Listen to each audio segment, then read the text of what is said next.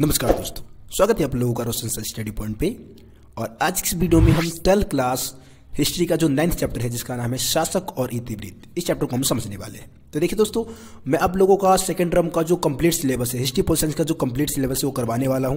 क्रम वाइज आपको सभी चैप्टर की वीडियोस प्रोवाइड करा दी जाएगी और लगभग हर एक चैप्टर को लगभग 4 पार्ट में आपको प्रोवाइड कराया जाएगा। हर एक चैप्टर के ऊपर मैं 4 वीडियो कम से कम बनाऊंगा, क्योंकि आपके जो चैप्टर है काफ़ी ज़्यादा लेंथी है, काफ़ी ज़्यादा लंबे चैप्टर है, तो 4 पार्ट तो आपको हिस्ट्री में लगेगा ही लगेगा। इसके अलावा पॉलिटिकल साइंस की जो वीडियो है लगभग मैं 3 पार्ट में आपको हर एक चैप्टर को समझा दूंगा। दोस्तों, इसके अलावा मैं हिस्ट्री का एक वीडियो अपलोड कर चुका हूं जिसमें मैंने आप लोगों को जो सेकंड टर्म में जितने भी सिलेबस है, आपके सिलेबस में जितने भी चैप्टर आ रहे हैं, सभी चैप्टर की मैंने इंट्रोडक्शन दे दिया था। आपको शॉर्ट में हर एक चैप्टर के बारे में बता दिया था कि किस चैप्टर में हम किन टॉपिक का अध्ययन करने वाले हैं। तो आप लोगों ने अगर उस वीडियो को नहीं देखा है तो एक बार जरूर देख ली। वीडियो का लिंक मैं डिस्क्रिप्शन बॉक्स में भी डाल दूंगा। तो दोस्तों, हमारे जो 9वें चैप्टर का नाम है वो है शासक और इतिवृत्त। सबसे पहले यहाँ पे हमें समझना है इतिवृत्त का मतलब। शासक का मतलब आपको पता ही होगा, राजा, है ना। इतिवृत्त होता क्या है? देखिए दोस्तों, इतिवृत्त है कालानुक्रम इतिहास। कालानुक्रम मतलब कि किसी भी राजा के बारे में, मतलब किसी भी बादशाह के बारे में हो सकता है, या फिर किसी भी साम्राज्य के बारे में बिल्कुल क्रम वाइज जो इतिहास लिखा गया है, पहले क्या हुआ, फिर क्या हुआ, फिर क्या हुआ, है ना। तो ये क्रम वाइज इतिहास हो गया, ठीक है। जैसे कि हम उदाहरण के लिए समझ सकते हैं, जैसे कि अकबरनामा है। अकबरनामा में अकबर के जन्म से लेकर उसके मरण तक का जो भी इतिहास है वो हमें अकबरनामा में मिल जाता है। और अकबरनामा क्या है? एक तरीके से इतिवृत्त है। तो इतिवृत्त क्या होता है? कालानुक्रम इतिहास। अब देखिए दोस्तों, अगर हम इतिवृत्त के प्रमुख उदाहरण की बात करें, जैसे कि आप बात कर सकते हो मुगल काल में प्रमुख जो इतिवृत्त लिखे गए थे, जैसे कि बाबरनामा की आप बात कर सकते हो। बाबरनामा को खुद बाबर ने लिखा था, ठीक है, तुर्की भाषा में लिखा गया था।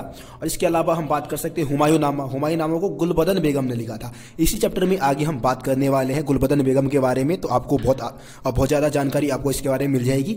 तो हुमायूंनामा को गुलबदन बेगम ने लिखा। इसके अलावा अकबरनामा की बात करते हैं, तो अकबरनामा जो है अकबर के बारे में जानकारी देता है, जाहिर सी बात है।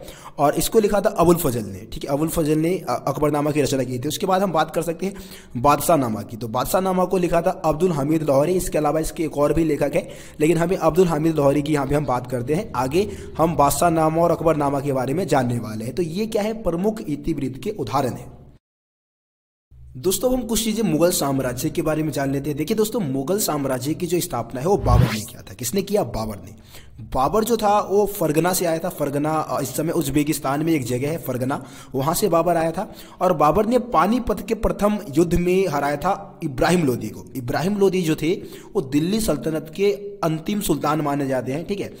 मुगल वंश से पहले दिल्ली सल्तनत का ही भारत में शासनकाल चल रहा था।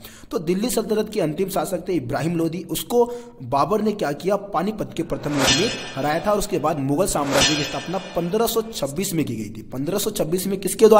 बाबर के द्वारा मुगल साम्राज्य की स्थापना की गई थी। अब हम समझते हैं कि यार ये जो मुगल शब्द है, मुगल साम्राज्य जिसकी हम बात कर रहे हैं, मुगल शब्द की उत्पत्ति हुई कहां से? देखिए दोस्तों, मुगल शब्द की जो उत्पत्ति है वो मंगोल से हुआ है। मंगोल जो है एक जनजाति का नाम है।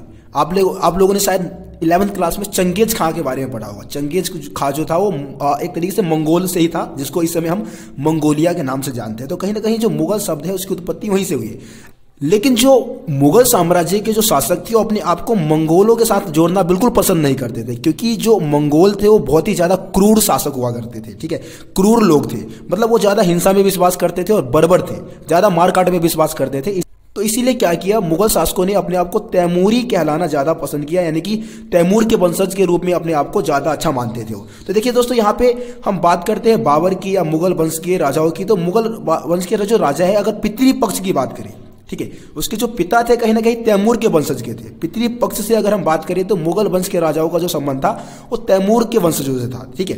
इसके अलावा अगर हम मातृपक्ष की बात करें तो मातृपक्ष से जो उसकी माता थी, बाबर की जो माता थी, वो चंगेज खां के वंशज थी, है ना। तो मातृपक्ष से जो मुगल शासक है वो कौन से वंश से हो गए? चंगेज खां के वंशज से हो गए। और पितृपक्ष से हो गए तैमूर के वंशज। तो ये चीज आप जरूर याद रखिए, आपके एग्जाम के हिसाब से बहुत ज्यादा इंपॉर्टेंट है।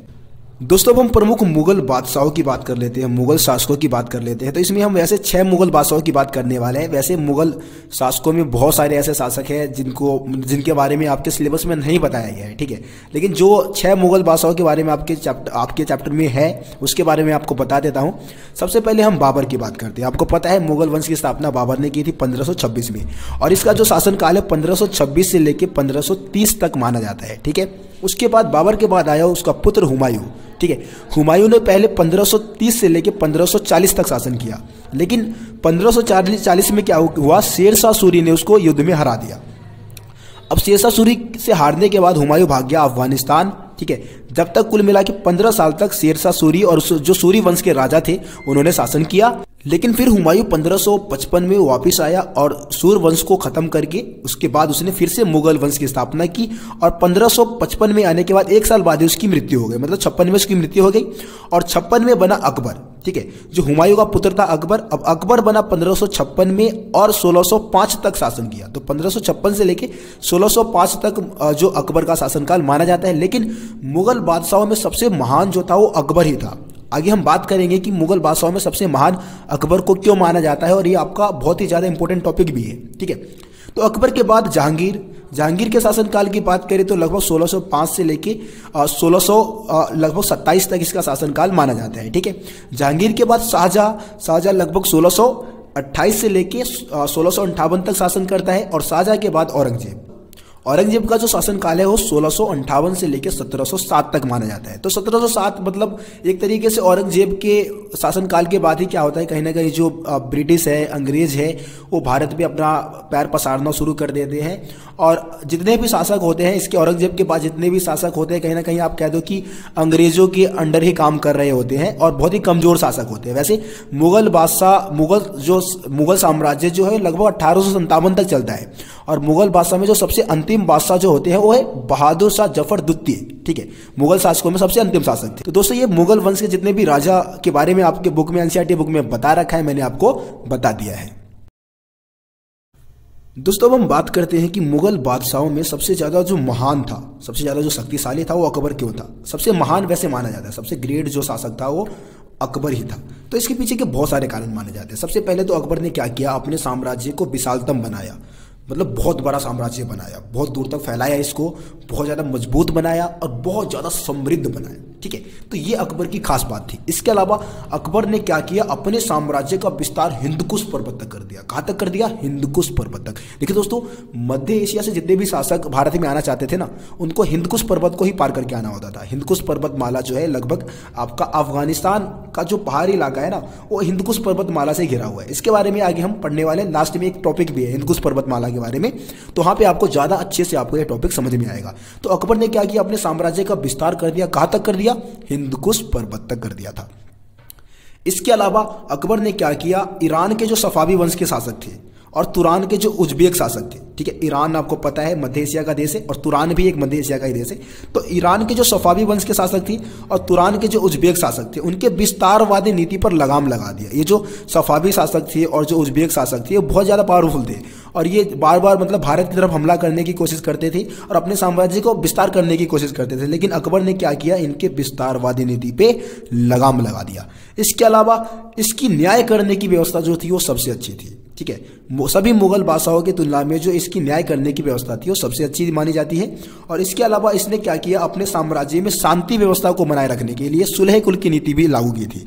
सुलह कुल की नीति में क्या होता था कि मतलब सुलह कुल की नीति का मतलब ही होता है पूर्ण शांति। मतलब अपने साम्राज्य में किसी भी लड़ाई झगड़े को सुलझाने के लिए, शांतिपूर्वक तरीके से सुलझाने के लिए अकबर ने क्या किया था, सुलह कुल की नीति चलाई थी। इसके बारे में भी हम आगे बात करने वाले हैं। इसके अलावा इसने क्या किया, तीर्थ यात्रा कर को और जजिया कर को समाप्त कर दिया था। तीर्थ यात्रा कर अधिकांश बच्चे समझते होंगे, जजिया कर भी बहुत सारे बच्चे समझते होंगे। जजिया कर वह कर होता है जो गैर मुस्लिम लोगों से लिया जाता था। तो जजिया कर और तीर्थ यात्रा कर को भी अकबर ने क्या कर दिया था, समाप्त कर दिया था। तो इन सभी कारणों से अकबर को मुगल बादशाह में सबसे ज्यादा महान माना जाता है। दोस्तों एनसीईआरटी के अकॉर्डिंग जो आपका अगला टॉपिक है वो है इतिवृत्त, ठीक है। इसमें हम बात करने वाले हैं कि इतिवृत्त की रचना क्यों करवाई जाती थी। आपको मैंने शुरू में ही इतिवृत्त का मतलब बता दिया है, जिसका मतलब होता है कालानुक्रम इतिहास, ठीक है। अब इतिवृत्त की रचना करवाने पे मुगल बादशाह बहुत ज्यादा ध्यान दिया करते थे। अब मुगल बादशाह इतिवृत्त की रचना करवाते क्यों थे, इसके पीछे मुख्य कारण होता है, सबसे पहले तो भाई अपने शासन व्यवस्था के बारे में जानकारी देना चाहते थे, ठीक है। अपनी भावी पीढ़ी के लिए शासन की विवरण उपलब्ध कराने के लिए भी, मतलब भावी पीढ़ी यानी कि जो आने वाली पीढ़ी है उसके लिए जानकारी उपलब्ध कराने के लिए भी इतिवृत्त की रचना करवाई जाती थी। इसके अलावा मुगल दरबार की जानकारी देना होता था, ठीक है। मुगल शासकों का जो परिवार है, अपने परिवार के बारे में जानकारी देने के लिए भी क्या करते थे, मुगल शासक अपने इतिवृत्त की रचना करवाते थे। युद्ध के बारे में जानकारी देने के लिए, प्रशासनिक व्यवस्था के बारे में जानकारी देने के लिए भी इतिवृत्त की रचना करवाई जाती थी। प्रमुख आपको मैंने इतिवृत्त के उदाहरण भी दे दिए, जैसे कि अकबरनामा है, वासानामा है ना, और इसके अलावा हुमायूंनामा है, बाबरनामा है, आलमगीरनामा है। ये सब क्या है, इतिवृत्त के उदाहरण है।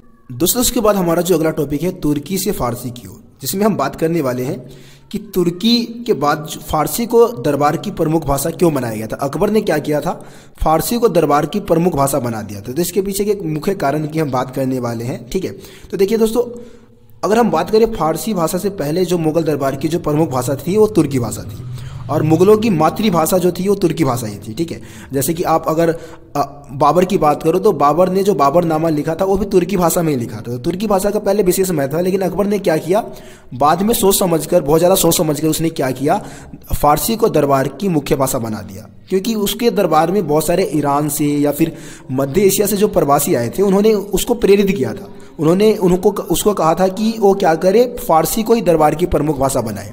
तो उसने मतलब फारसी भाषा को बहुत ज़्यादा महत्व दिया। जो भी अधिकारी, जो भी व्यक्ति फारसी भाषा बोलने में मतलब अच्छा रहता था, ज़्यादा अच्छे से फारसी भाषा को बोल सकता था, उनके ऊंचे ऊंचे पद प्रदान किए गए। और राजा या फिर उसके जो परिवार के सदस्य वो सभी क्या करते थे, फारसी भाषा बोलते थे। इसके अलावा जो मतलब बाबरनामा था, बाबरनामा का भी फारसी में अनुवाद करवाया गया। इसके अलावा रामायण और महाभारत का भी फारसी में अनुवाद किया गया। विशेषकर अगर आप महाभारत की बात करो तो महाभारत का जो फारसी नाम है वो है रजमनामा। ठीक है, रजमनामा के रूप में उसको फारसी में अनुवाद किया गया, जिसका मतलब होता है युद्ध की पुस्तक। ठीक है, तो दोस्तों इस टॉपिक में आपका ये सारी चीज़ें बता रखी थी जो मैंने आपको समझा दिया है। सो दोस्तों इस वीडियो को हम यहीं पे ख़त्म करते हैं, क्योंकि ज़्यादा टॉपिक समझाने से वीडियो काफ़ी ज़्यादा लंबा हो जाएगा। मैं चाहता हूं कि आप लोगों को जितने भी वीडियो प्रोवाइड कराऊं लगभग 10 मिनट, 8 मिनट, 12 मिनट के आसपास की हो। ठीक है, ज़्यादा लंबी वीडियो ना हो, और 10 मिनट, 12 मिनट या 15 मिनट की वीडियो में ही आपको बहुत सारी चीज़ें मैं समझा दिया करूँगा। तो इस तरीके से अब वीडियोज़ आपको प्रोवाइड कराया जाएगा। ये फर्स्ट पार्ट की वीडियो थी। आगे के जो टॉपिक है आपको अगली वीडियो में सेकेंड पार्ट में समझाया जाएगा। ठीक है, तो आप सेकेंड पार्ट का इंतजार कीजिए। वीडियो को यार ज़्यादा से ज़्यादा आप लोग शेयर कीजिए अपने दोस्तों के ग्रुप में, स्कूल के ग्रुप में, पर्सनल आप अपने दोस्तों को शेयर कर दें। ठीक है, ताकि वो भी इस वीडियो के माध्यम से अपना फ़ायदा उठा सके और भाई मेरा भी फ़ायदा हो सके। यार वीडियो पे थोड़े व्यूज़ आ जाएंगे, है ना। तो यार वीडियो को ज़्यादा से ज़्यादा शेयर करो। ठीक है, मिलते हैं फिर आप लोगों से अगली वीडियो में। तब तक के लिए जय हिंद, जय भारत।